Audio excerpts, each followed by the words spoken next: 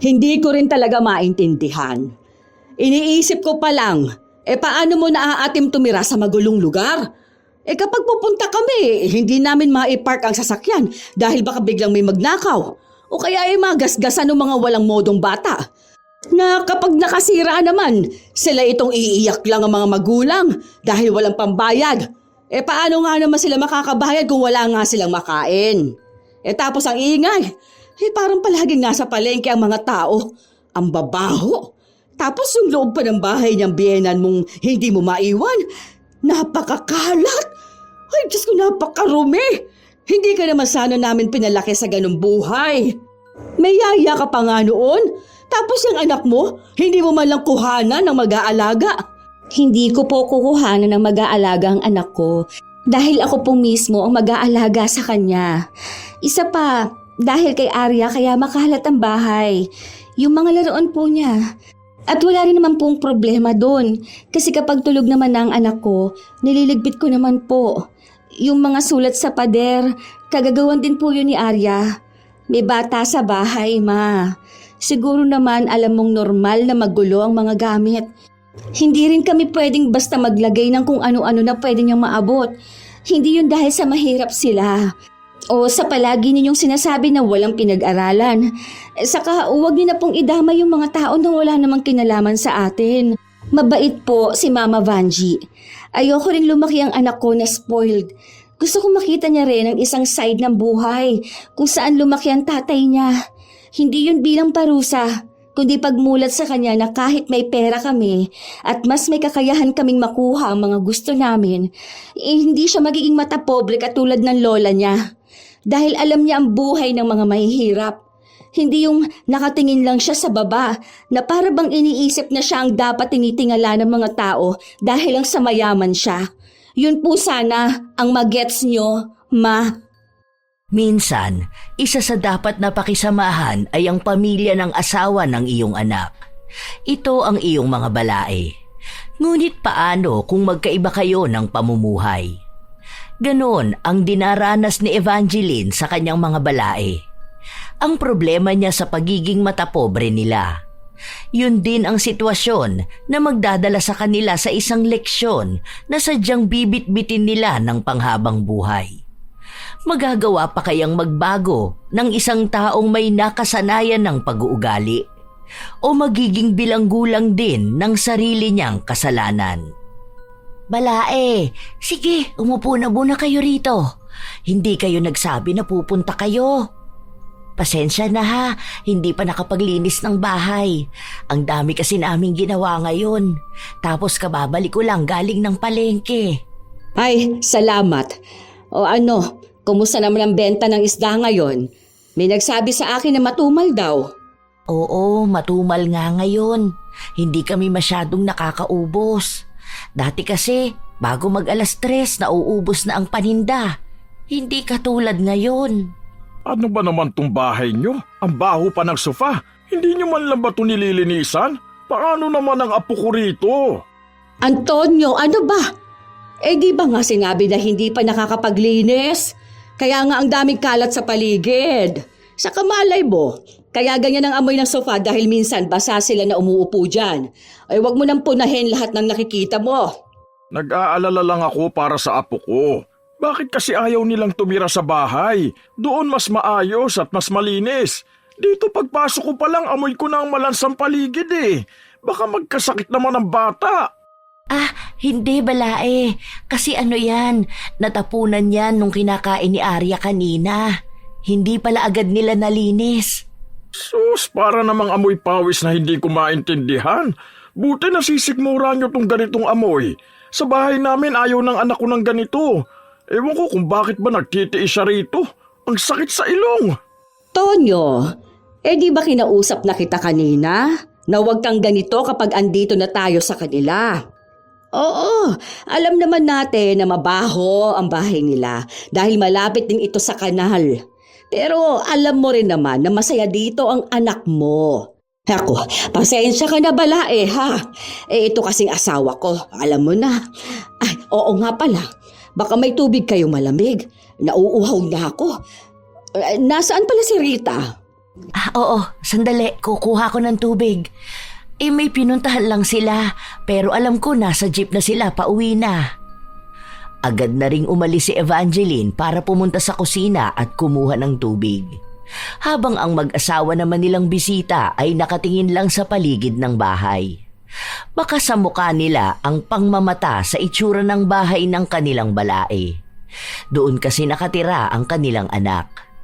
Ilang beses na nilang kinausap si Rita na bumukod na lang sila ng bahay o kaya ay sa kanila na lang manirahan. Pero mismong anak nila ang nagsasabi na gusto nila sa poder ni Evangeline. Kaya sa tuwing dadalaw sila sa kanilang apo, nakikituloy din sila sa maliit na bahay ng kanilang balay. Tingnan mo nga yan. Bakit naman nakakalat pati ang mga damit ng apo ko? Tapos pati ang pader nila, ang daming mga sulat. Hindi ko kayang tumagal dito. Nakikita ko pa lang ang itsura ng bahay, nangangatin ako. Ay, isipin mo pa ha. Tuwing uuwi siya galing ng palengke, amoy malansa siya. Ay, hindi ko maisip kung anong buhay ng anak natin dito. Bakit kasi ang tigas ng ulo nitong si Rita? Ilang beses na kasing pinagsabihan. Pwede naman silang bumukod ng bahay. Ikaw rin kasi may kasalanan eh. Una pa lang sinabi ko na sa'yo na ayoko dyan kay Jonathan. Ikaw tong konsentidor na ina, ayan tuloy. Mahirap ang napangasawa ng anak natin. Mabait naman si Jonathan. Magalang pa. Maganda rin naman ang trabaho niya. Kaya alam ko talaga na kaya niyang buhayin ang anak natin. Sa totoo lang, kaya naman talaga niyang bumili ng bahay nila. Baka kamo may umaawat sa kanya. Pinipigilan siguro ng ina. Natigilan na lang si Sally sa kanyang sinasabi matapos niyang makita ang kanyang balae na lumalabas ng kusina, bitbit ang isang pitsil at 2 baso. Inilapag ito sa maliit na lamesa matapos hawiin ang laruan ng bata na nakapatong doon. Ay, ito na ba yun, balae? Mahilig kayong gumamit ng plastic na baso, ano? Hirap pa namang hugasan ng ganito. Sa amin kasi, wala kaming gamit na plastic. Tulad ng baso, plato, kahit nga pitsil namin, lahat pa puro imported. Kayo, sanay kayo sa ganito, ano? Ang cute lang din ng color. Sa bagay, ito lang kasi ang afford din yun, no? Pero okay lang din naman. Ang cute talaga. Para hindi mabasag ni Arya. Alam mo naman kapag may kasamang bata sa bahay, ilang baso na kasi ang nabasag nun eh. Madalas pa kapag umiinom yun, hinihila lang yung baso. Baka mapano pa ang bata. Dapat sinasanay ninyo yung bata.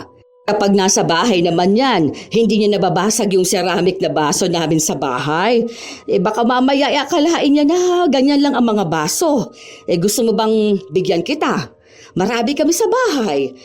Sa susunod, kapag pumunta sila sa bahay, padadala ko ang mga gamit. Dami dun, mga galing ibang bansa pa. Para sana masanay rin si Arya na maging elegante ba? Kasi hindi ba? Alam mo naman na ayaw naming nagmumukang. Alam mo na, squammy yung bata. Hindi naman sa pag-aano ha, pero sana gets mo. Basta ayaw naming matulad sa buhay niyo ang apo namin. Baka mamaya kapag lumaki yan, maging ugaling kanal. Ano ba, Tonyo? Huwag kang ang ganyan magsalita. Kinakausap ko nga ng maayos, hindi ba? Ikaw kamo. Ikaw naman. Pinagdidiinan mo ugaling kanal sila. Hindi na nakapagsalita pa si Evangeline matapos na dumating si Rita kasama ang bata. Dahil doon, nabaling na lang ang atensyon nila kay Arya. Pero isa na naman sa kanilang napuna ay ang ayos ng bata. Hindi natuwa ang mag-asawa matapos na makitang hindi ganun kalinis ang apo. Pero ang sabi lang ni Rita, naglaro kasi ang anak niya. Pero paliliguan naman niya yun. Pinagalitan naman siya dahil dito. Sinabi sa kanya na huwag niyang hahayaan ang kanyang anak na maglaro sa kalsada dahil baka makakuha ng kung ano-anong sakit. Lalo na't marumi ang kanilang paligid. Maging maselan daw sa bata at huwag igaya sa mga batang gusgusin na nasa labas. O ano, hindi pa rin ba kayo nakakapagdesisyon kung kailan kayo lilipat sa bahay? Lumalaki ng anak mo. Baka naman gusto mo magkaroon ng mas magandang environment. Ma, ilang beses ko na bang sinabi na hindi nga kami lilipat ng bahay? Okay naman kami rito ha. Si Mama Vanji lang naman din ang kasama namin dito. Saka para namang sinabi mo na hindi ko na pagtutuunan ng pansin ang anak ko. Ang sinasabi lang naman ng mama mo ay yung klase ng pamumuhay na kalalakihan ng bata. Gusto mo ba yung ganyan na magulo at maingay? Kahit na anong pagtatanggol mo sa pamilya ng asawa mo, kitang-kita namin ang buhay nila. Pa, 5 years na kaming kasal ni Jonathan. Hanggang ngayon ba hindi niyo pa rin tanggap? Tinatanggap na nga namin. Ang hindi namin tanggap ay yung pinagsisiksikan niyo ang pamilya niyo rito. Bakit hindi ba kaya niyang si Evangelina tumira sa bahay na mag-isa? Mukha naman malakas pa siya dahil nagbebenta pa naman siya ng isda sa palengke.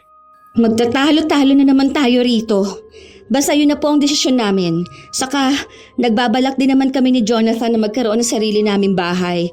Pero sa ngayon, mas iniisip namin na iipunin na lang muna namin. Malapit na rin kasi mag-aral si Arya. O saan nyo naman balak pag-aralin ng bata? Huwag ninyong sabihin na sa public school lang. School pa rin yun, Ma. Hindi public school lang. Napangiwi na lang ang labi ni Sally matapos yung sabihin ng kanyang anak. Dahil hindi nila mapapayag si Rita na lumipat ng bahay, umuwi na lang ang mag-asawa. Pero pagdating ng kanilang bahay, sila naman ang nagtalo. Bakit ba sa akin ka nagagalit? Sa dapat mas kaya mo ring manduhan ng anak mo at ikaw ang tatay. Hindi ko rin naman alam kung anong nakita ng anak natin sa bahay na yon para doon magstay. Kung kinausap mo na kasi yan noon, hindi na sana ganyan. Ay, ako na naman. Baka kamo kung ano-anong sinasabi nung Evangeline sa anak natin, ha? Akong naaawa sa apo natin Ano ba naman yung nakatira siya sa barong-barong na bahay? Mukhang kulungan ng aso. Ang kalat, ang baho, ang gulo-gulo. Tapos si Rita nahawa na rin sa kanila. Parang lumaki na rin sa kahirapan. Katulad na dun sa mga kapitbahay nilang pobre. Ikaw ang kumausap sa anak mo. Hindi pwedeng sa public school mag-aaral yung apo ko. Naku, sinasabi ko sa'yo, walang matututunan yan doon. Baka maging basagulero lang ang bata. Alam mo naman mga nag-aaral sa public school. Si Evangeline na lang ang kakausapin ko. Mukhang doon lang nakikinig si Rita. Sa paglipas ng mga araw, mas napapadalas na ang pagbisita ni Sally sa bahay ng kanyang balae, habang ang asawa niya ay nasa kanilang bahay lang. Hindi naman ganun kayaman ang kanilang pamilya, pero kumpara sa buhay ni na Evangeline, mas nakakaangat sila. Isang beses pa, pumunta si Sally sa bahay ni na Evangeline kung saan naabutan niya itong kasama ang kanilang apo at wala si Rita. May inasikaso kasi sila ni Jonathan. Pupunta ata sila sa PSA. Kaya heto, pinakiusap muna sa akin ang bata. Come here, baby. Don't touch it. That's dirty, okay? Come to mamita. Dapat tinuturuan nyo ng English ang bata. Hindi ba sinabi ko na yun kay Rita? Sinabi ko na rin yun. Lagi kong pinapaalala yung sinasabi mo. Minsan naman kinakausap niya ng English si Arya. Dapat lahat kayo rito sa bahay ganon ang ginagawa. Paano na yan? Ilang taon na ang bata tapos parang hindi pa masyadong magaling mag-English. Dapat umpisa pa lang, matuto na ganon kinakausap. Hindi kasi ako magaling mag-Ingles kaya minsan Tagalog ko kinakausap. Na nga, balae. Hindi ka kasi marunong mag-English. Hindi ka ata nakapagtapos ng pag-aaral, ano? Kahit ba elementarya? Noon kasing kapanahunan namin, hindi talaga pinagtutuunan ng pansin yan. Bata pa lang ako, nagbebenta na ako ng isda. Pero umabot naman ako hanggang grade 4. May mga alam naman akong Ingles pero hindi ganun kagaling katulad sa inyo. Ganun pala. Kaya pala hanggang ngayon, nagbebenta ka pa rin ng isda. Ako kasi umabot ng kolehiyo. Oo, naging kabuhayan na namin tong pagbebenta ng isda. Saka pinapatigil na nga ako ni Jonathan eh. Ako lang talaga ang makulit. Para kasing hirap akong bitawan tong ganitong kabuhayan. Nakakaawa nga dahil matanda ka na, naghahanap buhay ka pa. Ganyan talaga kahirap ang buhay nyo, ano. Dapat kapag ganyang edad, nagpapahinga na eh. Baka nahihirapan ka na dito, nakikitira ang anak ko. Ikaw na lang kaya ang kumausap sa kanya at sabihin na sa bahay na lang sila tumira. Sinabi ko na yan kay Rita nung nakaraan pero ayaw naman niya. May nakita pa nga akong paupahan doon sa kanto eh. Kako sa kanilang mag-asawa, subukan naman nilang bumukod. Malaki naman na ang bata. Hindi naman na yan masyadong alagain, hindi katulad kapag sanggol pa lang, di ba? Ano kasi, si Rita ang ayaw. Ewan ko ba sa batang yun, dikit yata sa akin. Baka naman kasi may sinasabi ka sa kanya. Mamaya hindi totoo yung sinasabi mong ganyan, ha? Matanda na ako masyado para magsinungaling pa. Kaya ko nga sila pinagsasabihan para kahit paano sila na mismo ang kumilos sa pamilya nila. Ang ibig kong sabihin, yun bang hindi magmumukhang pasanin din nila ako? Lalo na kung magkakaroon pa sila ng isa pang anak, hindi ba? Sabihin mo kung wala silang pambayad sa bahay. Ako na lang muna ang sasagot. Kahit na ako na lang ang bayaran ni Jonathan. Mas maganda nga yung ganon, hindi ba? Ako, sang-ayon ako sa sinabi mo. Tama naman na bumukod sila ng bahay. Kasi sa totoo lang, sobrang luma na nitong bahay ninyo. Ilang taon ka na bang nakatira dito? Nako, hindi ko natanda. Basta dito na kami nakatira ng asawa ko nung nagpakasal kami. Dito rin nakatira noon ang panganay ko at yung asawa niya. Pero nung mag-aaral na ang anak nila, saka sila lumipat ng bahay. Ganyan din yung manugang ko kay Rita. Dikit masyado sa akin. Ewan ko ba? May pag-asa pa palang umalis sila rito. Basta ganun na lang ang sabihin mo sa kanila, ha? Ako na lang kamo ang bahala sa bahay. Okay lang kahit wala ka na munang ambag. Naiintindihan naman namin na wala rin kita sa pagbebenta ng isda. Kunin ko muna si Arya, ha? Sabihin mo lang kay Rita, ako na lang din magbalik sa bata bukas. Kain ka na muna rito. Nagluto ako ng paksiw. Ay naku, hindi na. Sa bahay na lang. Meron kami dong lechong manok. Saka hindi ako masyado sa malansa. Hindi na rin ako magdadala ng damit ni Arya, ha? Kasi meron siya doon sa bahay. Bagong bili namin sa mall. Para magkaroon din siya ng bagong damit. Hindi ganito na mukhang sa ukay-ukay na bili. Hindi na lamang nagsalita si Evangeline. Hinatid na lang niya ang dalawa sa sakayan ng jeep. Tuwang-tuwa naman si Sally dahil kahit na paano ay makakasama niya ang kanyang apo. Isa rin sa nararamdaman niya kay Evangeline ay ang selos dahil nakukuha nito ang atensyon ng bata na palagi niyang kasama. Natatakot siya na baka balang araw ay mas mahal ni Arya ang isa niyang lola kaysa sa kanila. Pagkarating nila ng bahay, agad ding pinaliguan ni Sally ang apo at pinasuot ang pinagmamalaki niyang mga damit na binili niya. Next time, don't play dirt, okay? Hindi sumagot ang bata. Nakatingin lang siya sa kanyang laruan. Pero kinuha rin yun ni Sally. Hoy, huwag mo na nga itong laruin. Ano ba naman itong manika na to? Hindi ko na maintindihan ang itsura. Ang pangit naman nito.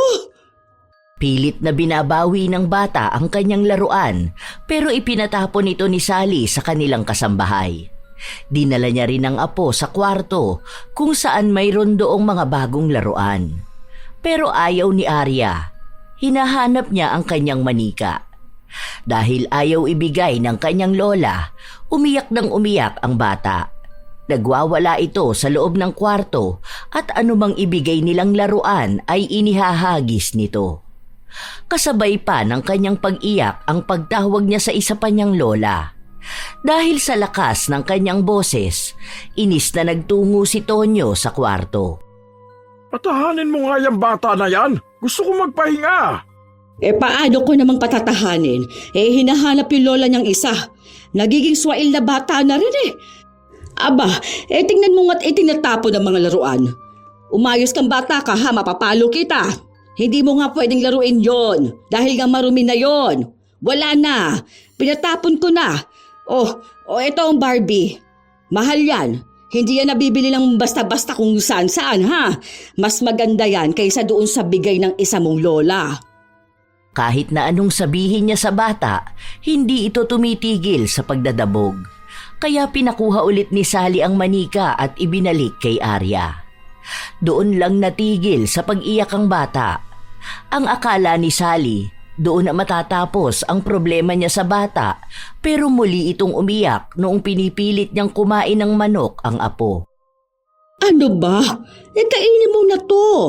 Ako, naiinis na ako sa iyong bata ka ha. Ano bang gusto mong pagkain? Yung pang mahirap ba? Tigilan mo ako sa kagaganyan mo, Arya. Kanina pa ako naiinis sa'yo. Huwag mo kong iyakan dyan, ha? Lola mo rin ako, kaya huwag kang tawag ng tawag doon sa isa. Akong nandito kaya't umayos ka. Tumigil ka dyan sa pag-iyak. Kahit na anong awat niya sa bata, ay mas lalo itong umiyak. Dahil hindi na niya kayang patahanin, pinatawagan niya si Evangeline para sabihin dito na kunin na nila ang bata. Iba ang idinahilan niya, hindi ang tunay na dahilan na hindi niya makontrol ang bata. Oo na, parating na rito yung isa mong lola, yung hampas lupa. Ito na nga bang sinasabi ko? Malaking problema ang kahaharapin namin dahil nasasanay ka na sa buhay mahirap. Hindi mo gustong pamumuhay na meron kami. Ay, nako. Kakausapin ko talaga yung si Rita. Hindi pwede na doon ka sa mahirap na pamilya titira. Hindi ka mapagsabihan. Ang tigas ng ulo mo kay bata-bata pa. Halatang problemado si Sally sa kanyang apo. Ilang minuto lang din, dumating na sina Evangeline at si Rita. Nang makita siya ng apo, agad na tumakbo ito sa kanya. Buti naman, dumating na kayo. Sige na, Balae. Upo ka muna sa malambot at mamahalin naming sofa. Hindi na, Ma. Saglit lang kami. Kukunin lang talaga namin si Arya. Ha? Hindi ba kayo kakain dito? Tara na, magpapaluto ako ng ulam natin. Gusto niyo ba ng sinigang? Meron pa kasing ulam sa bahay, Ma. Nagluto si Mama Vanji ng paksiw. Favorite yun ni Arya. Pwede ba tayong mag-usap muna, Rita? Halika, may sasabihin lang ako. Napag-usapan kasi namin ito ng papa mo.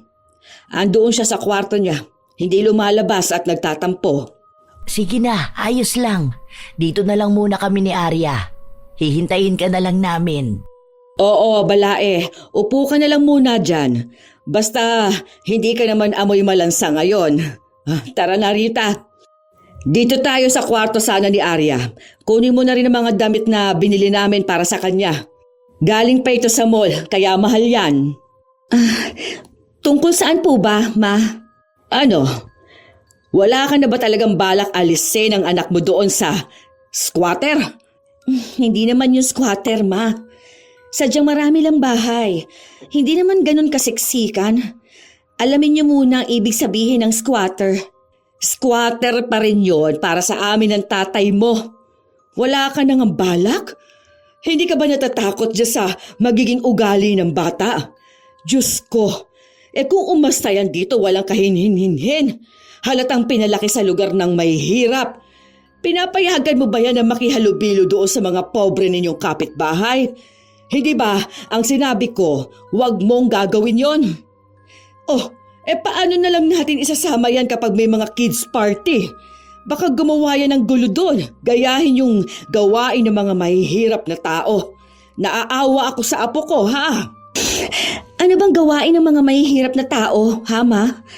Hindi nyo lang talaga kilala ang apo ninyo. Kasi kahit naman sa akin, gusto nyo kayong magmando eh. Kaya si Kuya nagpunta na lang sa ibang bansa. Huwag nyo na rin namang iparinig yung mga ganyan ninyong sinasabi. Kawawa naman si Mama Vanji. Alam naman po niya na mahirap lang sila. Mas lalo niyo pang pinamumuka. Di inamin mo na rin talagang doon ka nasanay? Sa kahirapan? Para saan pala ang paghihirap namin sa iyo ng papa mo kung ganyang buhay lang rin naman pala ang gusto mo?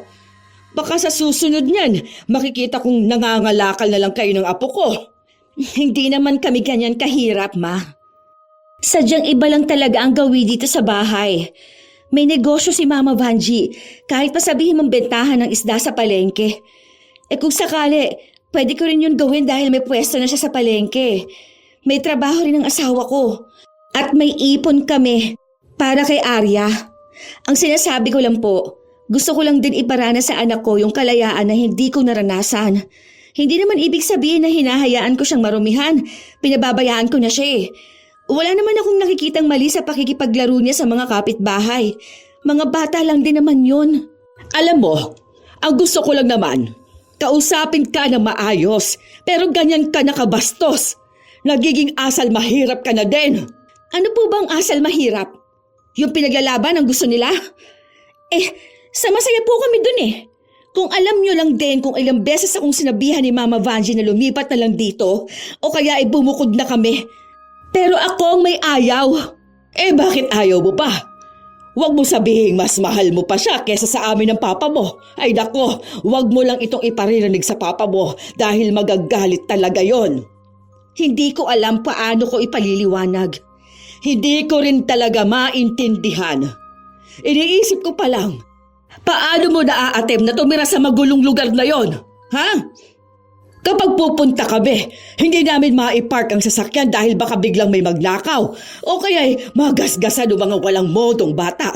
Na kapag nakasira naman sila iiyak lang ang mga magulang dahil walang pambayad. Paano nga naman sila makakabayad kung wala nga silang makain, hindi ba? Tapos ang ingay, parang palaging nasa palengke ang mga tao. Ang babaho. Tapos yung loob pa ng bahay niyang biyenan mong hindi mo maiwan. Napakakalat, napakarube. Hindi ka naman sana namin pinalaki sa ganung buhay. May yaya ka pa noon. Tapos yung anak mo, hindi mo man lang kuhanan ng mag-aalaga. Hindi ko po ikukuha ng mag-aalagang anak ko dahil ako mismo ang nag-aalaga sa kanya. Isa pa, dahil kay Arya kaya makalat ang bahay. Yung mga laruan niya. At wala naman kaming problema dun. Kasi kapag tulog naman na ang anak ko, nililigpit ko naman po. Yung mga sulat sa pader, kagagawan din yun ni Arya. May bata sa bahay, Ma. Siguro naman alam mong normal na magulong mga gamit.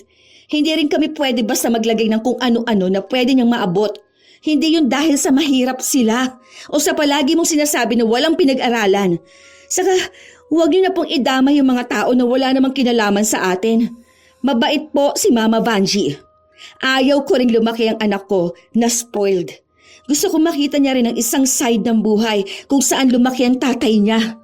Hindi yon bilang parusa, kundi pagmulat sa kanya na kahit may pera kami, at mas may kakayahan kaming makuha ang mga gusto namin, hindi siya magiging matapobre katulad ng lola niya. Dahil alam niya ang buhay ng mga mahihirap. Hindi yung nakatingin lang siya sa baba na para bang iniisip na siya ang dapat tinitingala ng mga tao dahil lang sa mayaman siya. Yun po sana, ma-gets nyo, Ma. Hindi na naghintay pa si Rita na magsalita ang kanyang ina. Agad na rin silang umalis. Hindi na niya hinanap ang kanyang ama para magpaalam. Dahil sa mga salitang sinabi niya, mas lalong nakaramdam ng galit ang ina.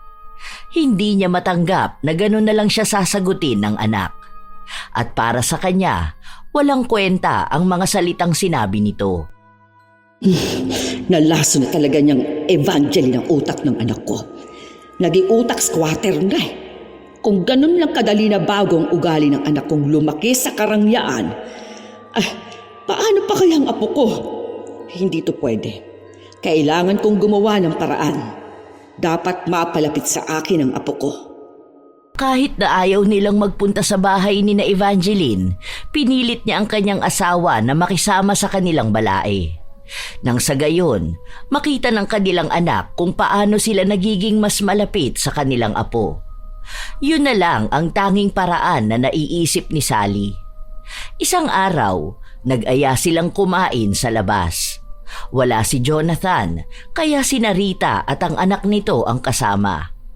Naroon din si Evangeline. Sige na, order na kayo. Ikaw babalae, ano bang gusto mo rito? Alam mo bang basahin kung ano tong nasa menu? Paano niya malalaman kung wala naman niyang pinag-aralan? Ang alam lang ata niya iba't ibang klase ng isda. Tonyo, ano ba? Kinausap na kita, hindi ba? Ang sabi ko, huwag kang magsasalita ng ganyan. Kaya nga tayo nasa labas para maranasan naman ni Balae ang kumain sa sosyal na restaurant. Alam mo na nga na hindi pa siya nakakakain sa ganito dahil mahal.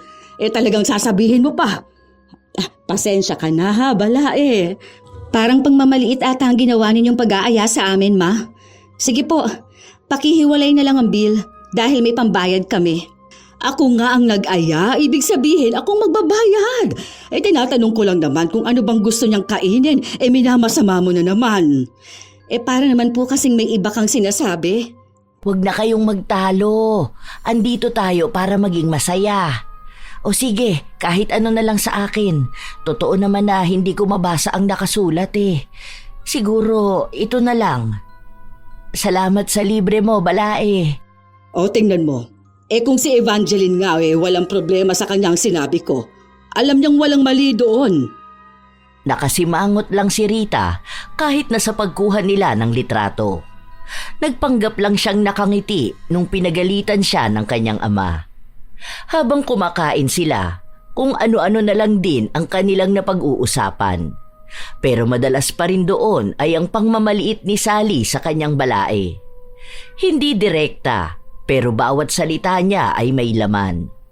Nang magpunta sa banyo si Rita dahil naiihi ang anak nito, doon lang ulit bumanat si Sally. Balae, sa susunod punta ka sa bahay. May ibibigay ako mga damit sa'yo. Mga pinaglumaan ko na yon. Pili ka doon bago ko ibigay sa kasambahay namin, ha? Para naman mas maganda ang maisuot mo, hindi ba? Para kapag halimbawa ganito na lalabas tayo o kayo ni na Jonathan, meron kang maisusuot. Bakit? Hindi ba maganda itong suot ko? Kabibili ko lang nito. Binili mo pa yan? Para kasing mas maganda pa dyan yung basahan namin sa bahay. Huwag ka magagalit ha. Yun lang kasi ang napansin ko. Dapat ganito ang suot mo sa akin. Mas presentable kang tingnan. Kung wala kang pambili, meron ako sa bahay. Huwag kang mahiya na lumapit sa akin ha. Hindi kasi ako komportable sa mga ganyang damit. Mainit kasi sa bahay. Tapos sa palengke lang din naman ako pupunta. Yun na nga sa palengke. Tapos magbebenta ka ng isda. Kapag espesyal na araw, wala kang magamit. Tapos bibili ka na nga lang sa bangketa pa. Hindi mo ba talaga kayang bumili ng mas mahal na damit? 50 lang yata yan Lalo mo naman pinangangalanda kang mahirap ka. Ano na lang ang sasabihin ng mga tao makakakita sa atin dito? Parang nakakahiya na ipakilala ka bilang Balae namin. Anong iisipin nila na napariwara ang anak namin? Na baka nakapangasawa lang siya ng magbobote? Wala naman akong nakikitang mali. Hindi naman nasusukat ang halaga ng isang tao base lang sa damit na suot niya. At ang pagiging magbobote ay marangal ding trabaho. Ang asawa ko noon, nakilala ko siya bilang magbobote. Pero nagsumikap naman siya. Kaya nga napagtapos namin ang mga anak namin. Ngayon, may magaganda silang trabaho. Tapos hindi ka pa rin makaalis dyan sa pagiging mahirap mo. Dito kasi ako komportable. Nako, huwag kang ma-offend sa sinasabi ng asawa ko. Kasi sa totoo lang, minsan nagtatanong yung mga kumari ko tungkol sa'yo. O kapag nakikita ka nila, parang naaawa nga raw sila. Ako naman ang nahihiya kasi baka kung ano na lang ang isipin nila sa pamilya namin at sa anak namin. Okay lang, Balae. Hindi naman mabilis sumama ang loob ko. Tanggap ko rin naman yun. Sadyang hindi ko lang kayang mabuhay ng marangya. Matanda na ako para intindihin pa ang sasabihin ng iba. Basta sa akin, maayos ang mga anak ko. May kanya-kanya na silang buhay at pamilya. Hayaan nyo, kukumbinsihin ko naman si Rita na umalis na sa bahay. Pati si Jonathan kinakausap ko na rin kasi naiintindihan ko na ayaw niyong sa ganong bahay sila nakatira. Dapat lang, dahil ayoko lang isipin ng iba na pinabayaan namin ang anak namin. Buti nga kahit paano naging maayos manamit ang anak mo. Hindi katulad noon na mukhang marumi palagi ang damit. Kung hindi pa yan naging asawa ng anak ko, nako, baka mukha pa rin siyang magbubuti na nagtutulak ng kariton. Magpasalamat ka na lang talaga na hindi namin pinilit na ilayo ang anak namin dyan sa anak mo. Kahit na hanggang ngayon hindi ko alam kung bakit sa kanya pa pumatol si Rita. Ang dami manliligaw ng anak ko na mayaman May mga anak pa ng politiko, tapos may mga negosyante. Ano ka ba? Mabait naman si Jonathan. Yayaman ka ba sa kabaitan? Isa pa, masipag siya. Napalaki naman siya ng maayos ni Balae. Saka mahal siya ng anak natin. Hayaan mo na lang. Naninikip ang dibdib ni Evangeline habang naririnig niya kung paano maliitin ng kanyang mga balae ang kanyang anak. Pero hindi niya ito maipagtanggol dahil iniisip niya na baka pagmulan lang yon ng away. Kilala niya si Tonyo base sa kwento ni Rita. Kapag ito na raw ang nagsalita, wala na raw sa kanila ang dapat nasasagot sa kanya. Dahil kakaibang araw yun magalit. Ayaw lang ni Evangeline na magkaroon ng gulo na magiging dahilan para mahirapan din ang pagsasama ni Rita at Jonathan. Wala namang masabi si Evangeline sa kanyang manugang dahil mabait talaga si Rita. Sadyang hindi lang maiwasan na may masasabi ang mga magulang ni Rita dahil nga galing sila sa isang may kayang pamilya. Sa paglipas ng mga araw, hindi pa rin nagbabago ang desisyon ni Rita. Ayaw niya pa rin lumipat ng bahay. Kaya ang ginagawa ni Sally, madalas na lang siyang nasa bahay ng kanyang balae. Paano ba ito ginagawa? Paghahaluin ko lang ba ito? Ako na lang dyan. Kaya ko na yan, balae. Doon ka na lang muna sa sofa. Ando naman si Arya. Sure ka ba? Hindi kasi talaga ako marunong sa ganyan. Alam mo naman na may kasambahay kami, hindi ba? Kapag gusto ko na merienda, siya na ang gumagawa. Teka, diyan ka talaga magluluto. Hindi ba mukhang luma na yan? Sa amin kapag medyo may kaunting sunog na ang pinaglulutuan, itatapon na namin tapos bibili kami ng bago sa mall. Ikaw, sanay na sanay ka talaga sa lumang gamit? Nakatambay ka na ba ng matagal sa bahay? Hindi pa. Minsan kapag pumupunta kami doon, umuwi din kasi ng hapon o gabi. Nako, minsan nga pumunta ka sa bahay para makita mo kung anong pagkakaiba ng bahay mo sa bahay namin. Yung mga gamit namin doon. Pwede ka rin makitulog. May isa kaming kwarto na pwede sa bisita. May sariling kwarto. Siguro kasing laki yun nitong kusina nyo. Hanggang doon sa sala. Ganun siya kalaki. Okay lang din naman makitulog ka sa bahay para alam mo yon. Medyo makaranas ka naman ng karangyaan sa buhay. Mag-picture-picture pa o kaya reels. Alam mo, nauuso yun ngayon sa Facebook. Sige, balae. Susubukan ko sa susunod. Isasama ko na lang si Arya. Oo, yan. Mas maganda yung ganyan. May shower kami sa bahay. Para naman kahit isang araw lang hindi ka magtatabo-tabo. Kaso sa bahay may magluluto na. Saka may naglilinis. Huwag kang magkikilos kapag nasa bahay pa, ha? Parang bakasyon mo na rin ganon. Pahinga ka muna sa pagiging tindera mo sa palengke. Kumbaga magpakadonya ka muna. Wala naman yung problema sa asawa ko. Isang araw mo lang naman yung gagawin. Napapayag ni Sally ang kanyang balae na ganun ang gawin. Noong araw na walang pasok si Jonathan, nagsabi siya sa mga ito na bibisita muna sila ni Arya sa bahay ni Sally. Noong una, nais pa sana ni Rita na sumama sila. Pero sinabi ni Evangeline na mas maganda kung magkaroon ng oras para sa isa't isa ang mag-asawa. Dahil laging abala si Jonathan sa trabaho, nawawala na sila ng panahon para sa kanilang pagsasama. Sinigurado naman din ni Evangeline na wala namang mangyayaring masama. Gusto niya lang ding sanayin si Arya sa lugar ng isa pa nitong lola. Malayo kasi ang loob ng bata, kaya para matigil ang selosan, pagbibigyan niya si Sally. Hinatid ni na Jonathan ang dalawa bago sila umalis at lumabas na sila lang dalawang mag-asawa.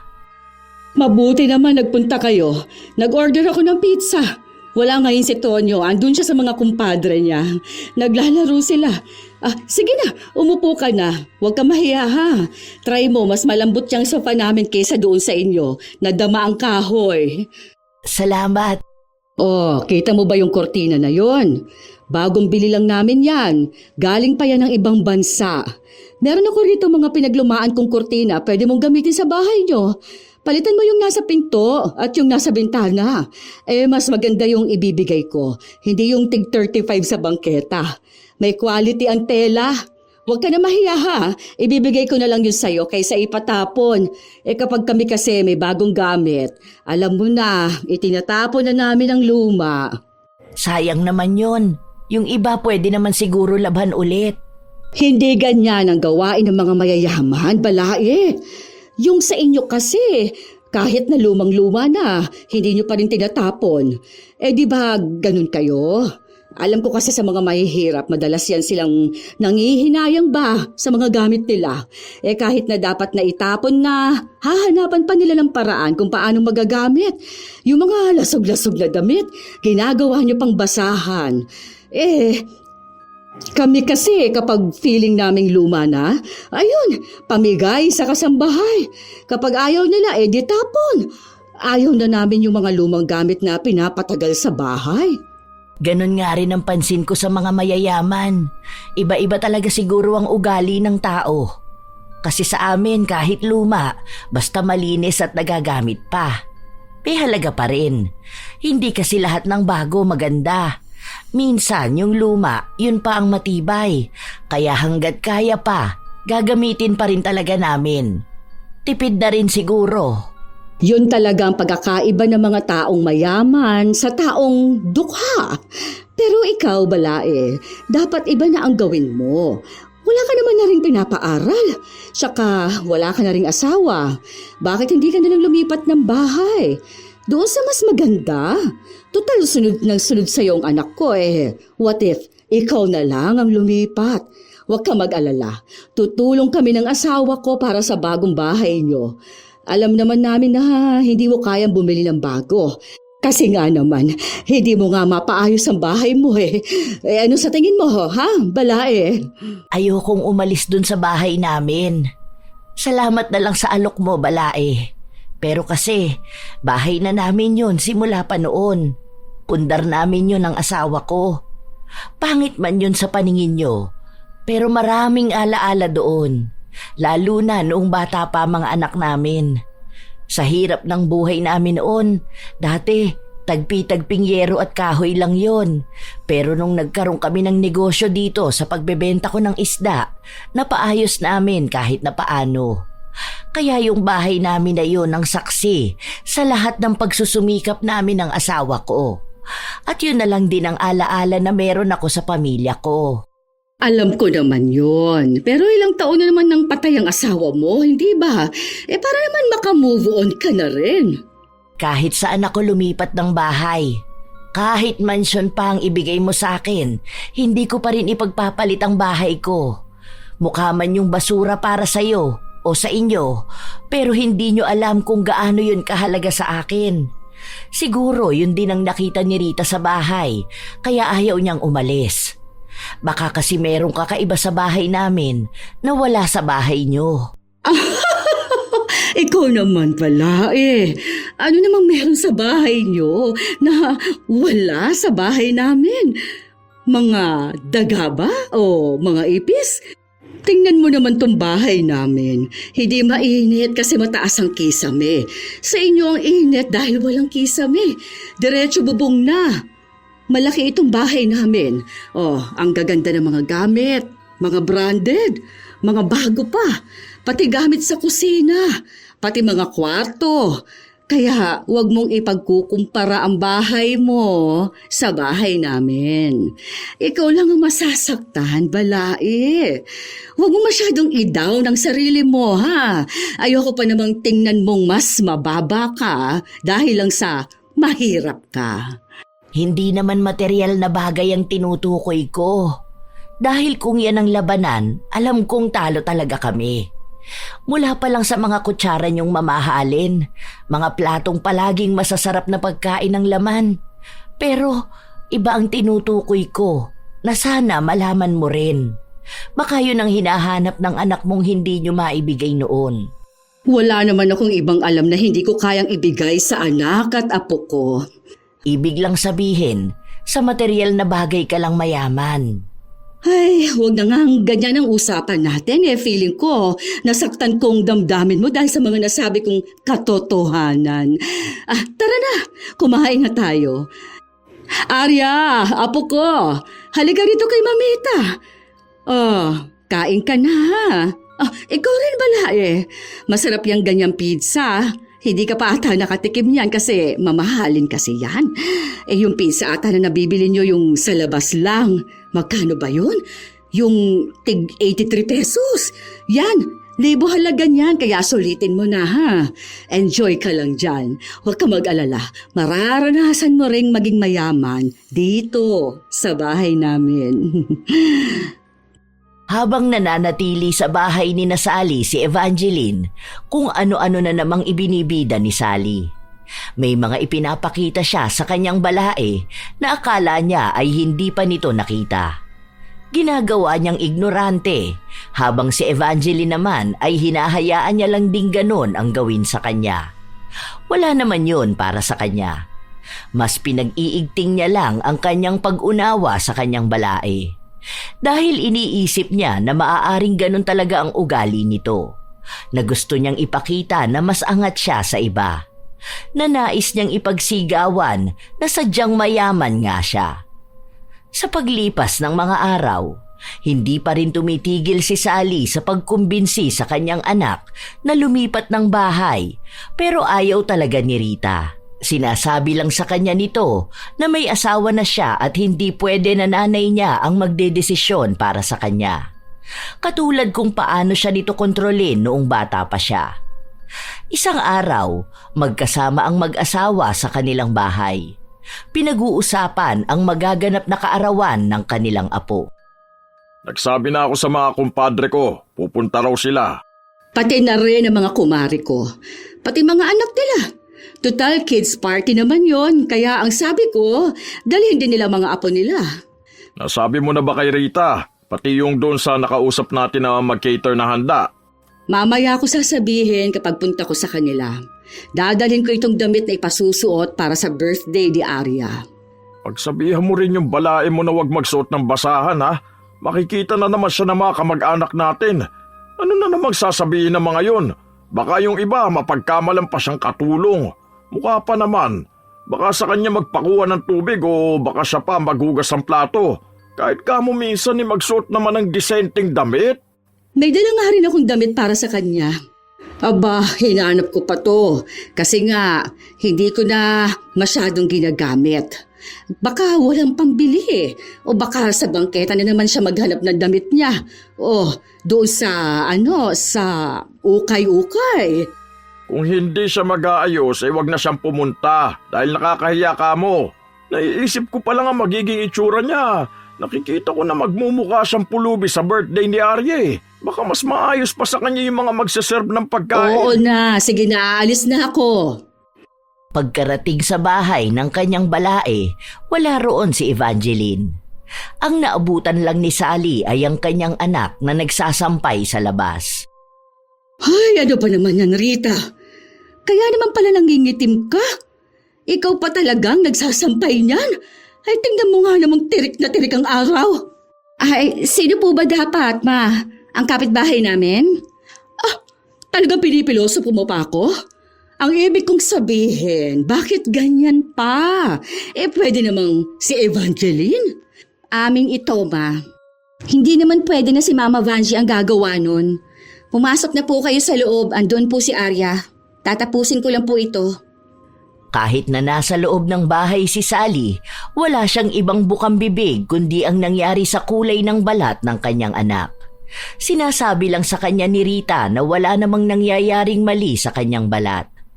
Nagsampay lang naman daw siya dahil nga sa maganda ang sikat ng araw, pero madali rin matuyo ang mga kurtina na gagamitin nila para sa birthday ng kanilang anak.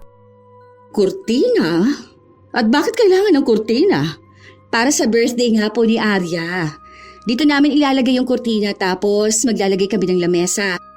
Para paglagyan ng mga lulutuin ni Mama Vanji siya yung pinsan niya. Nako, masarap po sila magluto, ma. Naku, magagalit niya ng papa mo. Invited na ang mga kamag-anak natin at yung mga kaibigan namin. May mga kasama pa nga silang apo para kung may palaro doon sa napili naming venue. Okay lang naman kung pupunta sila rito. Wala naman po masama eh. Magdadagdag na lang po kami ng handa. Saka ano pong venue? Kumuha kayo ng catering? Wala naman ako sinabi na gusto namin ng ganon, hindi ba? Para namang hindi nyo alam na ang gusto ko yung may mga kalaro ang anak ko. Yung mga bata rito, makikisama sa party niya. Ang papa mo mismong nagdesisyon ng ganon. May magagawa ba tayo? Saka, bakit kasi dito pa? Hindi namin mapapapunta rito ang tita Liza mo. Alam mo namang maarte yun. Makita niya pa lang ang lugar, uuwi na yun. Tingin mo ba kakain yun sa ganito karuming lugar? Isipin mo naman ang pamilya natin. Ang kahihiyan natin. Ma, ayokong pagtalunan pa natin ng ganito. Nagdesisyon na kami ng asawa ko. Nagdesisyon kayo nang hindi malang sinasabi sa amin? Ano ba naman yon? Malamang si Evangeline na naman yan, ano? Kasi hindi naman niya mag-o-offer na sila ng pinsan niya magluluto. O kung sinong kakilala niya na magluluto kung hindi nila alam, hindi ba? Buti pa siya, napagsabihan mo. Saka, sa kanya, malamang okay lang yon dahil mahirap lang siya. Sino bang mga iimbitahan niya? Mga kasama niyang malansa na nagbebenta ng isda sa palengke. Tapos mga amoy kanal niyang kapitbahay. Kami ng papa mo, mga galing sa mayayaman. Mga ninang mo, mga ninang niyang anak mo. Ano ba naman yan? Hindi kayo dito maghahanda. Ma, please naman. Huwag niyo na laging tingnan ng ganyan si Mama Vanjie, Buti nga hindi siya nagsusumbong sa akin o kay Jonathan eh. Ako na lang palaging humihingi na sorry sa mga ginagawa ninyo, sa mga sinasabi ninyong nagpapababa ng tingin niya sa sarili niya. Nagtitimpi na lang rin ang asawa ko na huwag kayong sagutin. Kulang na lang ipaharang niya kayo dyan sa labas para huwag na kayo makapasok dito. At ngayon sinasabi mo sa aking ipaharang niyo ako sa mga adik na tambay dyan sa labas? Opo, ako ang magsasabi sa kanila kung hindi kayo titigil. Alam naman ni Mama Vanjie na mahirap lang siya. Hindi naman niya yung tinanggi Kinukwento pa niya nga sa akin minsan kung anong sakripisyo nila mag-asawa Kung paano nila nagawang maging matatag ang relasyon nila sa kabila ng hirap. Wala akong pakialam sa kwento niya, Rita. Hindi yan nakakaanteg. Ang inaano ko sa iyo, yung mga kamag-anak naman natin. Sa ayaw at sa gusto mo, doon magbe-birthday si Arya sa venue na kukunin namin. Sige po, doon kayo maghanda. Doon niyo sila pakainin. Pero ang anak ko, dito lang siya. Dito siya magse-celebrate ng birthday niya kasama ang mga batang sinasabi niyong amoy kanal. Gusto kong magkaroon ng magagandang alaala ang anak ko, hindi yung turo ng pagmamataas. Pumunta kung sinong kaya masikmura ang buhay ng mahirap. Pero kung matapobre lang po na gaya ninyo, doon na lang po. Ipasama doon sa hiwalay ng handaan. Huwag po rito. Kahit na anong galit ni Sally, hindi niya makumbinsi ang kanyang anak na pumayag sa plano nila ng kanyang asawa. Kahit na si Evangeline pa ang kausapin nila, sinasabi lang sa kanila na sina Rita at Jonathan pa rin ang magdedesisyon dahil anak nila ang may kaarawan. Dahil sa nangyayari, pati sina Tonyo at Sally ay nagtatalo na rin. Bakit hindi mo kayang kontrolin ang anak mo? Talagang inayaan mo pang sa basurang lugar na yun magdiriwang ng kaarawan ng apo ko? Alam mo naman kung gaano katimawa ang mga mahihirap na tao Mamaya kapag kainan na magkagulo mga yun. Bakit sa akin ka nagagalit? Ha? Kasalanan ko ba tigas ang ulo ng anak mo? Sinabi ko na sa kanya yan na kung gaano kapatay gutom ang mga kapitbahay nila. Tapos mga gusgusing bata pang gusto niyang maging imbitado. Pero ano ba ginawa niya? Hindi naman siya nakinig sa akin. Yung balae mong amoy isda, dapat yun ang pagsabihan mo. Sinabi ko na nga sa'yo na ayaw niya rin, hindi ba? Palibhasa may lagay siguro siya makukuha. Ang kapal talaga ng mukha ng babaeng yun. Ayaw pa sigurong ipaimbita sa atin ang mga kamag-anak natin. Hindi pwedeng ganyan. Gawan mo ng paraan. Kung pwede, kahit ipabarang mo siya, gawin mo na lang. Ayokong dong gaganapin sa basurang lugar na yun ang birthday ng apo ko. Ayokong makihalubilo sa mga timawa. Ang lalagkit nilang tignan. Tapos kapag umahangin pa, naamoy ko pa yung mabaho nilang amoy. Mga amoy pawis na hindi ko maintindihan. Basta ayoko ron. Ikahihiya kong imbitahin ang mga kumpadre ko kung sa ganong klase ng lugar. Lugar na mga dukha. Walang ibang naintindihan si Sally sa sinabi ng kanyang asawa maliban na lang sa sinabi nitong ipabarang. Matagal na yung sumagi sa kanyang isip pero hindi niya ginagawa. Dahil hindi naman siya masyadong naniniwala sa ganon. Pero mukhang yun na lang talaga ang bagay na kailangan niyang subukan para lang wag matuloy ang handaan na nais ng kanyang anak. Kinabukasan, nagpunta siya sa kakilala niya. Nagtanong siya kung may kakilala ba sila na marunong sa mga barang. Ang isa niyang kaibigan ay may itinuro sa kanyang bahay. Nang makapunta siya, pinababalik siya sa susunod na araw at kailangan dala niya ang mga kailangan para magpabarang. Para makakuha ng buhok ni Evangeline, dumalaw siya sa bahay nito. "Balae, napadalaw ka. Hindi mo ba nasalubong ang dalawa? Kalalabas lang ni Rita at Arya." Hindi ko sila nakita. Baka nakasakay na sila nang bumaba ako. Saan daw ba ang punta? Parang magpapapicture ata para daw sa invitation. Hindi ko sigurado, basta yun ang sabi sa akin ni Rita. Oo nga pala. Teka lang, kukuha ko ng tubig. May ginawa akong merienda, baka lang gusto mo. Hindi ko alam kung kumakain ka ng palitaw. Sige lang, kahit tubig lang. Paalis na rin naman ako. Akala ko kasi andito si Rita. Umalis si Evangeline para magpunta sa kusina, habang si Sally naman ay napatingin sa isang tumpok ng buhok na nasa suklay. Pasimple niya yung kinuha at binulsa. Ilang sandali pa ay dumating na rin ang kanyang balae. Nagkaroon lang sila ng kaunting pag-uusap, tapos noon ay nagsuklay si Evangeline gamit ang suklay na pinagkunan ng buhok ni Sally. Nang sumapit na ang araw na babalik siya sa mambabarang, tuwang-tuwa siyang ibinigay ang buhok na nakuha niya. Balita niya rin, magaling ang mambabarang na yon. Kaya niyang patayin ang isang tao gamit lang ang isang insekto, pero hindi ganon ang pinagawa ni Sally. Gusto niya pa rin naman mabuhay ang kanyang balae. Ang tanging nais niya lang ay mailayo ang loob ng kanyang anak at apo. Upang sa ganon, mapilitan si Rita na sumunod sa kanya. Kapag nangyari yun, mapapasunod din naman nila si Jonathan. Tuwang-tuwa si Sally matapos niyang malaman na umiepekto na ang barang na pinagawa niya. Pagka-uwi niya sa bahay, sinabi niya sa kanyang asawa na ituloy na nila ang handaan sa kung ano ang una nilang napag-usapan. Bakit? Napapayag mo na ba si Rita? Hindi pa naman. Pero alam ko, siya na rin ang kusang magsasabi sa akin na gawin na lang ang plano natin.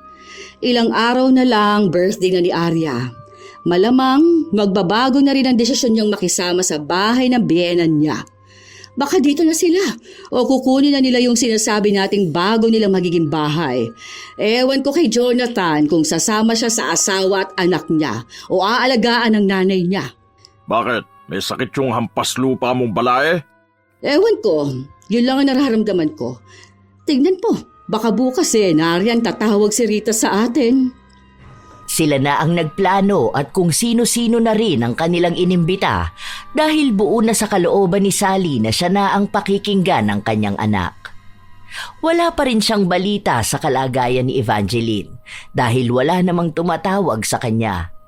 Hindi na rin siya nag-abala pa na bumisita sa bahay ng kanyang balae.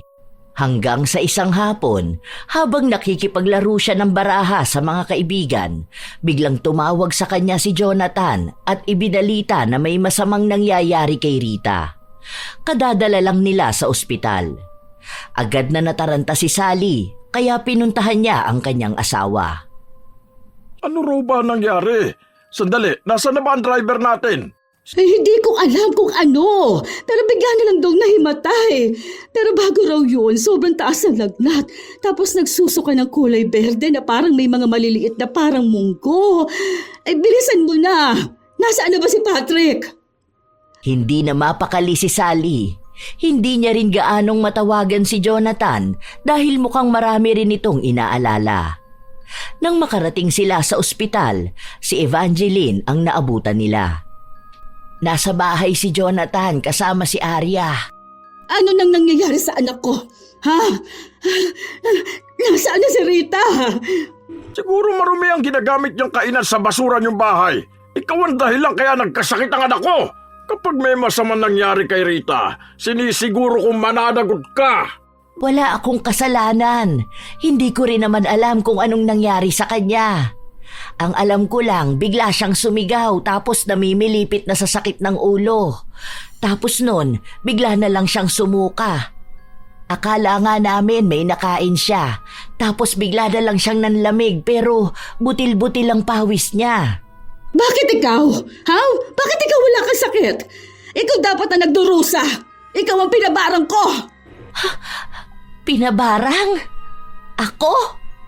Nako, baka si Rita ang napagawan mo ng ritual. Hala, nako.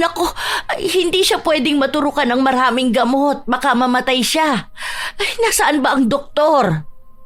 Pangatlong turok na sana ng isa pang gamot kay Rita nang pigilan ito ni Evangeline. Sinabi rin niya kay Sally na ilabas na lang nila sa ospital si Rita dahil baka doon pa ito bawian ng buhay. Natataranta na silang lahat at hindi na rin alam ni Sally ang kanyang gagawin. Pinigilan sila ng mga doktor at ng ibang tao pero nagawa pa rin nilang mailabas si Rita sa ospital. Habang nasa likuran sila ng sasakyan, walang ibang ginawa si Rita kundi umiyak sa sakit. Bakit ba inalis natin siya sa ospital? Doon na nga siya magpapagaling eh. Anak ko, pagiging maayos ka rin, ha? Ikaw ang may kasalanan nitong lahat. Siguraduhin mo lang na hindi mapapahamak ang anak ko matapos natin siyang alisin sa ospital. Kung totoo na siya ang napabarang mo, hindi siya gagaling sa ospital. Alam mo ba ang ginagawa mo? Ikaw mismo ang nagpahamak sa anak mo. Hindi biro ang pagpapabarang. Ikaw pa mismo ang papatay sa sarili mong anak. Ang sakit! Hindi ko alam kung saan yung masakit. Parang hinihiwang tiyan ko, pati laman ko, pati ulo ko. Ang sakit! Matapos yung sabihin ni Rita ay nasuka siya. Sunod-sunod yun, walang tigil. Kaya nanghihina siya, nauubo at naluluha. Si Sally naman ay walang tigil sa pag-iyak at pagdarasal na pagalingin ang kanyang anak. Panay siya hingi ng tawad sa Diyos pero patuloy pa rin namang sinisisi si Evangeline sa nangyayari kay Rita. Nang makauwi sila sa bahay, nagtaka si Jonathan kaya ipinaliwanag sa kanya ang nangyayari. Naniniwala si Jonathan sa barang dahil noong bata siya, ang kanyang lola ay may kakayahang lumaban sa mambabarang. Nagbigay pa nga ito ng proteksyon sa ina. Yun ang dahilan kung bakit hindi tinabla ng ritual si Evangeline. Nung una ay ayaw pang aminin ni Sally na totoo ang sinabi niyang nagpabarang siya para kay Evangeline. Pero dahil nanganganib na ang buhay ng anak, inamin niya ang kanyang ginawa. Halo ang buhok na nakuha niya sa suklay. At dahil si Evangeline lang ang may proteksyon, lahat ng bigat ng barang ay napunta kay Rita. Anong gagawin ko? Hindi ko kayang nahihirapan ang anak ko. Total, sa'yo naman dapat mapunta ang barang. Ikaw na ang gumawa ng paraan kung paano mo mapapagalingan ako. Kung hindi dahil sa'yo, wala kami ganitong problema. Dahil dyan sa pagiging hampas lupa mo. Huwag siyang sisihin mo. Ako may kasalanan nito. Tayo. Ikaw ang nagsabi nito. Bigla naman akong gumawa ng hakbang. Tapos ngayon, anak na natin ang nagdurusa. Oh, sorry, Jonathan. Sorry. Sorry, Evangeline. Sorry, anak ko. Tulungan mo kami, Balay. Tulungan mo naman ang anak ko. Hindi marunong manggamot si Evangeline, kaya tinawagan niya ang kanyang pinsang nasa probinsya. Yun lang ang kilala niyang may kakayahang lumaban sa mambabarang. Ang pinsan niyang yun ang madalas nakasama ng kanilang lola noon at sa kanya rin naipasa ang kakayahan. Pero kailangan pa nilang maghintay ng ilang araw pa dahil malayo ang kinaroroonan nito. Mag-eroplano na siya. Ako na ang magpapadala ng pera para mapadali ang pagpunta niya rito. Ano, maghihintay pa kami ng ilang araw? Papanoorin ba namin ang anak namin na nahihirapan? Kahit magkano kailangan niya ipapadala ko. Basta magmadali siyang pumunta rito. Handang ilabas ni Tonyo ang lahat ng pera nila, wag lang magdusa ng matagal ang kanilang anak. Ang pinakamabilis na paraan para makarating ang albularyo ay kinabukasan pa ng umaga. Hindi makauwi sa bahay nila ang mag-asawa dahil ayaw nilang umalis sa tabi ng kanilang anak hanggat hindi pa ito gumagaling. Naging malamig naman ang pakikitungo ni Jonathan sa kanyang mga biyenan. Hindi lang dahil sa nangyayari kay Rita, kundi dahil pinagtangkaan pa nilang barangin ang kanyang ina. Hindi lang sinabayan ni Jonathan ng galit ang sitwasyon dahil kailangan muna niyang masigurong nasa maayos na kalagayan ng kanyang asawa. Pero hindi niya kakalimutan ang ginawa ni Sally. Habang nasa loob ng kwarto si Rita, naroon din ang kanyang ina. Ma, hindi ko na to kaya. Sobrang sakit na. Ang hirap nitong nararamdaman ko. Ang daming masakit, Ma. Huwag ka mag-alala, anak ko. Magiging maayos ka rin, ha? Sorry, patawarin mo si Mama. Hindi ko sinasadya, anak ko. Hindi mo na kasi dapat ginawa kung hindi pa sa akin napunta. Hindi mo pa aaminin ang kasalanan mo. Bakit? Patawad, anak. Gusto ko lang naman makinig ka sa akin. Ayaw mo kasing sundin ang mga sinasabi ko. Naisip ko, baka kapag hindi mo na malapitan si Evangeline, makikinig ka na sa akin. Hindi si Mama Vanshi ang may problema. Hindi niya ako minamanduhan. O kahit ang asawa ko, hinahayaan niya kami magdesisyon. Ilang beses na rin niyang sinabi na lumipat kami sa mas magandang bahay. Pero ako, huwag ka na masyadong magsalita, anak. Tama na. Nahihirapan ka na eh. Naiintindihan ko na. Alam ko na. Alam ko na ako talaga may mali. Ako ang nagpumilit sa inyo. Hindi lang kasi namin maintindihan ang papa mo kung bakit mas gusto mong maging mahirap. Kaya naman namin ibigay sa iyo ang lahat, anak. Dahil dito, malaya kami ng anak ko. Hindi namin kailangan sumabay sa gusto nyo na dapat palagi magpapakita ng maganda sa iba. Gusto ko rin. Gusto niyang maranasan kung anong buhay ang meron kapag sila lang ang nagsusumikap. Yun ang palagi niyang sinasabi sa akin kapag kinukumbinsi ko siyang sumama na sa inyo. Wala naman akong magagawa kung masama ang tingin niyo sa akin dahil alam ko naman na mababa lang ako, na mahirap ang pinagmulan ko. Alam ko yun. Yung mga pakunwari mong panlalait sa akin, hindi ko lang pinapansin. Kaya sa tuwing nagkakausap tayo, lagi kong sinasabi kay Rita na mas maganda ang plano niyo para sa kanila. Pero siya ang nagpupumilit. Dahil sinasabi niya na may pera nga kayo, pero kahit kailan, hindi naging masaya ang bahay niyo. Naaalala mo ba ang sinabi ko sa'yo na meron sa bahay namin ang wala sa mansyon niyo? Yun ay ang kalayaan at pagmamahal. Yun ang hindi kayang bilhin ng pera. Oo, may malaki kayong bahay, pero baliwala yun kung hindi yun tahanan. Iba ang tinatawag na tahanan. Doon mo mararamdaman ang pagiging malaya mo, ang pagiging ikaw sa sarili mo. Kahit pa walang mamahaling gamit, kahit pa walang kisame, yun sana ang maintindihan mo. Oo, alam ko na yan. Inaamin ko ng pagkakamali ko. Kasalanan ko naman talaga kung bakit hindi rin naging tahanan ng bahay namin. Kung bakit ni isa sa mga anak ko ayaw magstay doon. Dahil gusto kong pati sa paglaki nila, pati sa mga anak nila, ako susundin. Hindi ko sila hinayaan para sa sarili nila. Tapos, nang nakikita kong masaya siya rito, kahit na mahirap ang buhay, naiinggit ako.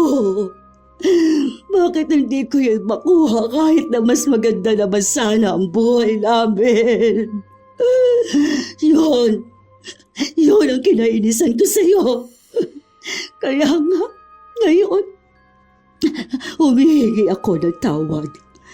Ang laki-laki ng pagkakamali ko. Kung hindi pa napahamak ang anak ko, hindi ko pa mapagtatanto kung anong mali ko. Alam ko, mahirap paniwalaan ang sinasabi ko, pero labis talagang pagsisisi ko. Baka sa mga mata ni Sally na totoo ang kanyang sinasabi. Kinabukasan, dumating ang albularyo. Agad din naman silang gumawa ng orasyon para kalabanin ang mambabarang. Pero sadyang malakas ito. Sa tuwing naglalaban sila, si Rita ang nagsasakripisyo. Walang humpay ang kanyang pagsigaw dahil buong katawan niya ang nakakaramdam ng kakaibang sakit. Kahit na anong awa nila, wala naman silang magawa. Hindi naman nila basta masasagip si Rita dahil malakas ang mambabarang na kalaban ng albularyo. Ano na mangyayari sa anak ko? Paano ko hindi nila matalo ang mambabarang? Ang balita ko noon, wala pas ni isang albularyong nakatalo sa kanya. Mukhang wala pa nga kahit isa. Halatang malakas. Hindi mahihirapan ng ganyan ang pinsan ko. Dahil ilang beses na yan nakasagupa ng mangkukulam at ibang mambabarang. Alam ko hindi pa siya nahirapan ng ganyan kalala. Paano kung matalo sila? Dalawa sila ni Rita na mamamatay. Naku po, Diyos ko. Pagalingin niyo po ang anak ko. Pangako, magbabago na ako. Hindi na ako magiging matapobre. Hindi na ako gagawa ng kasalanan sa iba. Hindi na ako lalapit sa mambabarang. Mataimtim na nagdarasal si Sally. Panay siya hingi ng tawad sa kasalanang nagawa niya. Patuloy siyang nangangako ng pagbabago basta mailigtas lang ang kanyang anak. Matagal ang inabot ng pakikipaglaban sa mambabarang hanggang sa natapos. Sila ang nanalo pero nahimatay ang albularyo matapos ang laban. Dahil hindi rin kinaya ni Rita ang nangyari, maging siya ay nawala ng malay. Iyakan lang ang narinig sa loob ng bahay. Hindi rin nila napansin na magkayakap na sina Sally at Evangeline. Ang pangyayari na yon ang nagsilbing malaking aral kay Sally. Lalo na't nanganibang buhay ng kanyang anak dahil sa kanyang kagagawan. Ilang linggo rin ang inabot bago bumalik ang lakas ni Rita. Palagi namang nakaantabay sa kanya ang kanyang biyenan at minsan doon na rin nakikitulog si Sally para mabantayan ang anak. Nang manatili siya sa bahay ni na Evangeline, napagtanto niyang magaan nga ang bahay. Nakakatulog siya ng maayos kahit na hindi ganon kalambot ang kama. Pero kahit na ganon, hindi pa rin siya pinapansin ni Jonathan. Masama pa rin ang loob nito kaya sinubukan niyang kausapin. Humingi siya ng tawad at sinabi niya na hindi naman kailangang madaliin kung sadyang mahirap magpatawad, pero handa naman siyang maghintay. Dahil sa nangyari, Hindi rin natuloy ang handaan noong kaarawan ni Arya, kaya naisipan nilang ituloy yon sa paraan na nais ni Narita. Sa araw kung kailan pwede na rin silang maghanda. Inimbitahan ko ang mga kumpadre ko. Sinabi ko ang location. Hindi ko alam kung sino ang pupunta. Siguro kahit wala na lang. Bahala sila. Basta maidaos ang kaarawan ng apo ko. Sa akin din. Pero ang pupunta lang sina Rose tapos sina Jonibel. Eh di ko naman alam sa iba. May nagsabi sa akin na bakit sa squatter daw. Sinabi ko na lang na huwag na siyang pumunta kung maarte siya. Aba, tapos inahaway ko siya. Sabi ko, hindi niya ata alam kung anong ibig sabihin ng squatter. Saka maganda nga rito, ang daming bata. Magpapadagdag ako ng palaro at premyo para mas lalong masaya. Sige lang po.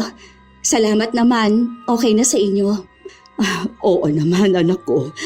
Basta kung ano ang gusto nyo, desisyon nyo yan.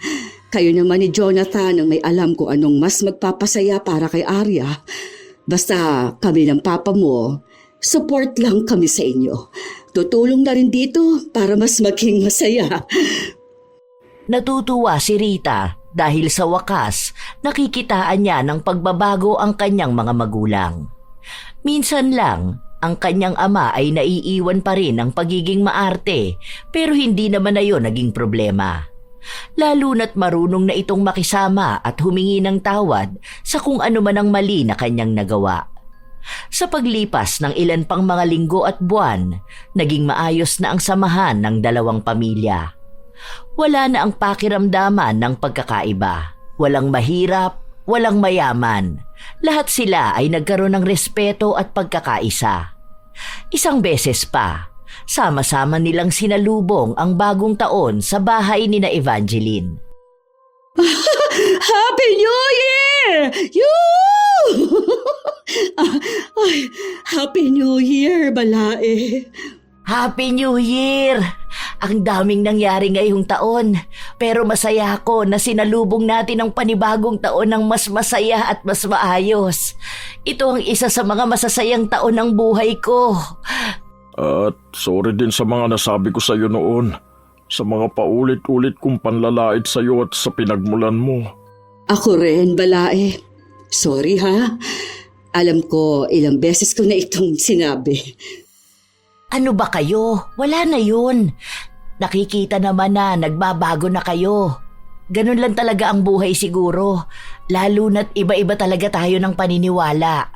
Ang mahalaga, nagbabago tayo at natututo tayong makibagay sa ibang tao. Basta, sa bagong taon na kakaharapin natin, gusto kong mas lalo pa tayong magkakilala lahat. At sama-sama nating subaybayan ang buhay ng ating mga anak at mga apo. Nang araw din na yon, narinig ni Sally ang pagpapatawad sa kanya ni Jonathan at sinabi sa kanya na masaya siya sa naging pagbabago ng kanyang ugali. Simula noon, naging mas maayos palalo ang kanilang samahan. Taon pa ang lumipas bago nagpasya ang mag-asawa na bumukod na ng bahay. Kaya pala hindi sila umaalis dahil may palihim na silang pinapagawang bahay. Naging gabay na lang ang kanilang mga magulang, lalo na sa desisyon ng kanilang mga anak. Napapadalas na rin na nagkikita sina Sally at Evangeline na nagmukhang matalik silang magkaibigan. Minsan talaga, hindi maiiwasan na may mga taong matapobre. Minsan balae, minsan ibang tao. Yung tipo ng tao na akala nila ay kung sino sila. Dahil lang may konting yaman o magandang bahay, tumitingin na ng mababa sa iba. Nakakalimutan nilang pare-pareho lang ang bawat tao at walang permanente sa mundong ito. Ang kanilang mga pananalita ay may halong panlalait. Ang bawat kilos may ipinapakitang pagyayabang. Pero ang hindi nila alam, doon palang lumalabas ang tunay na kahirapan. Hindi sa bulsa, kundi sa asal. Dahil kahit gaano pa karangya ang buhay mo, kung wala kang respeto sa kapwa, wala ring halaga ang lahat ng pag-aari mo. Sa mga matapobre, Lalo na sa mga nagiging balae, sana'y matutunan nilang pahalagahan ang pakikisama. Hindi kailangang ibaba ang iba para maramdaman na ikaw ay mataas. Dahil sa huli, pantay-pantay lang lahat.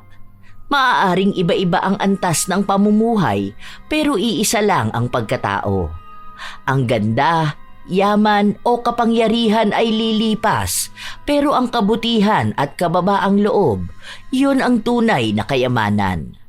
Tandaan na ang ganda ng ugali ay mas makinang kaysa sa ginto. Meron talagang mga balae na ganun ang pag-uugali sa mag-asawang Tonyo at Sally. Kayo ba mga apo, nakatagpo na ba kayo ng katulad nilang matapobre? Ibahagi nyo naman ang inyong sariling karanasan dahil nais kong mabasa ang inyong opinyon at kwento. Shout out sa ilan sa mga masusugid na tagapakinig ng mga istorya ni Lola Telang. Jocelyn Balangkir, Irisabela Tuazon, Kyle Tycoon Galos, Merlita Ramirez, Hazel Fiesta, Arvid Shane Hoiberg Channel, Mary Joy Sabareza, Mary Generil Rhea Batiduan, Willaine Elicano, Ami Pacana, Kimberly Pahadan, Allen Heron, Fritz Love 2834, Teresita Vito, George Ativo. Shout out din sa inyo, Charlene Fernandez, Lynn Buro, Hanhan Sambalilo, Honey Austria, Charmaine Ebon, ZL, Rosemary Casonete, Melanie Rillo, Mamsi G's Kitchen, Glory Lee Olivo, Cram Marker, Ana Orada, Sharon Dueñas, Gemini 29, Angelina Reyes.